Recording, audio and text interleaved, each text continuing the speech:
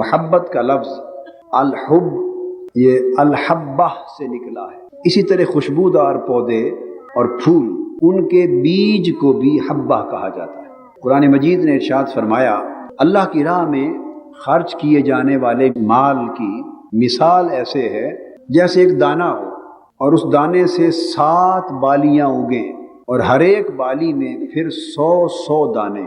تو یہاں حبہ کا لفظ دانہ کے معنی میں استعمال ہوا۔ اس دانے سے، اس حبہ سے لفظ محبت نکلا ہے۔ تو محبت ایک ایسی حقیقت ہے کہ انسانی شخصیت کے درخت کی اصل بھی وہ ہے اور انسانی شخصیت کے تناور درخت کی ماں اصل بھی وہ ہے۔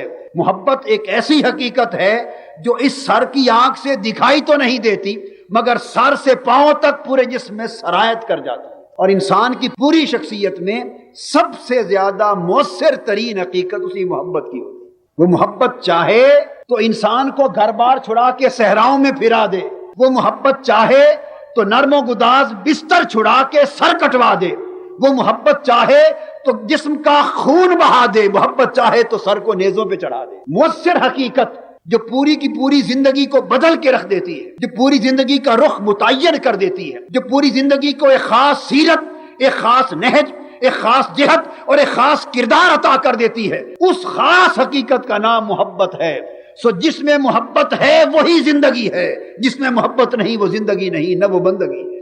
دوسرے معنی کی روح سے ایک لفظ استعمال ہوتا ہے عربی لغت میں حب اور حبت، اس کی جمع حباب آتا ہے، اور حباب پانی کی سطح پر جو بلبلے آ جاتے ہیں ان کو حباب الماء یا حباب الماء کہتے ہیں۔ بلبلوں کا ظاہر ہونا اندر کا جوش ہے، اس میں سے لفظ محبت نکلا۔ تو محبت کا مطلب ہے کہ یہ ایک ایسا جوش ہے جو انسان کی شخصیت کے اندر کسی رغبت کے لیے، کسی کی طرف جھکاؤ ہو گیا، کسی کی طرف میلان ہو گیا، کسی کے ساتھ انس ہو گیا، وہ بڑھتا گیا، وہ محبت بن گئی، وہ عشق بن گیا، وہ جنون بن گیا، جذبہ پکتا رہا، اس کے اندر ابال آتا گیا، جوش آتا گیا، خروش آتا گیا۔ تو وہ کیفیت جب انسان کی زندگی کے مختلف احوال سے ظاہر ہونے لگے اور اس کے دل میں ایسا جوش مارنے لگے کہ نہ دن کو آرام کرنے دے نہ رات کو سونے دے، اس کی آنکھوں میں جوش مارے تو آنکھیں برس پڑے، اس کے دل میں جوش مارے تو دل تڑپ جائے، اس کے وجود میں جوش مارے تو جسم تڑپ جائے، اس کی زندگی میں جوش مارے تو زندگی بےتاب ہو جائے۔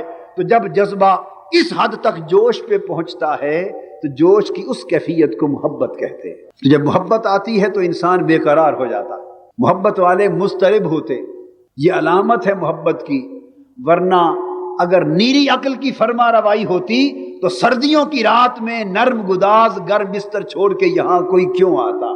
تھوڑی صحیح یا زیادہ، دبی بجھی چنگاری صحیح یا بھڑکتی ہوئی چنگاری، مگر ہر انسان کے وجود میں اور آقا دو جہاں کے ہر امتی اور ہر غلام کے وجود میں اس کی خاک جسم میں کوئی بجھی بجھی چنگاری محبت کی ضرور ہے کہ اسے خبر ملتی ہے کہ آج ایک خاص رات ہے، آج انوار و تجلیات کے نزول کی رات ہے، آج جا نرم و گداز گرم بستر چھوڑ اور ٹھنڈی رات میں جاگ، نیچے بھی سردی ہوگی، اوپر سے بھی سردی ہوگی، بے آرامی بھی ہوگی، آسائش بھی نہ ہوگی، آرام بھی نہ ہوگا، کوئی اور جذبہ نہیں لایا۔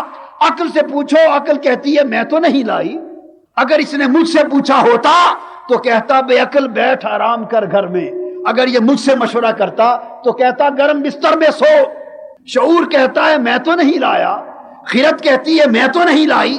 انسان ہر ایک سے پوچھتا ہے حواس تو مجھے یہاں لایا؟ اے عقل تو لائی، شعور تو لایا، اے فکر تدبر تو لایا؟ ہر ایک نے کہا میں تو نہیں لایا۔ اس نے جاگ کے دیکھا ایک جذبہ انگڑائی لے رہا تھا، وہ جذبہ محبت الہی تھا، وہ چنگاری عشق خدا کی تھی۔